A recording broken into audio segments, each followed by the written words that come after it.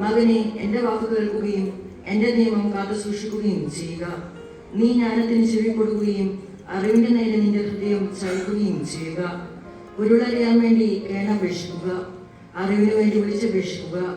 നീ അതിനെ വെള്ളി എന്ന പോലെ തേടുകയും നിഗൂഢനിധി എന്ന പോലെ അന്വേഷിക്കുകയും ചെയ്യുക.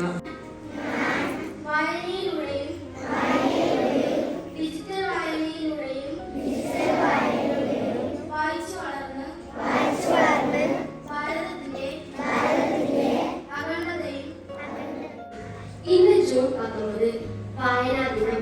വായിച്ചു വളരുക, ചിന്തിച്ച് വിവേകം നേടുക എന്ന ആശയം കേരളത്തിന് പകർന്നു നൽകിയ മഹത് വ്യക്തിയായിരുന്ന PN പണിക്കരുടെ ജന്മദിനമാണ് ഇന്ന്.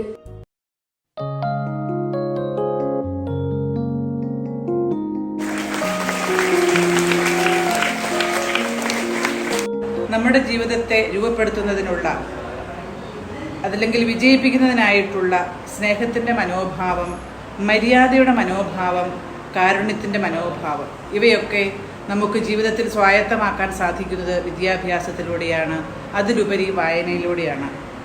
ജീവിതത്തിൽ നമ്മൾ കണ്ടുമുട്ടുന്നവർക്ക് സ്നേഹത്തിൻ്റെ, കരുണയുടെ, അതായത് നമ്മുടെ മുമ്പിൽ മരിച്ചു കടന്നുപോയ വിശുദ്ധർ, അതായത് മദർ തെരേസ പോലെയുള്ള പുണ്യാത്മാക്കൾ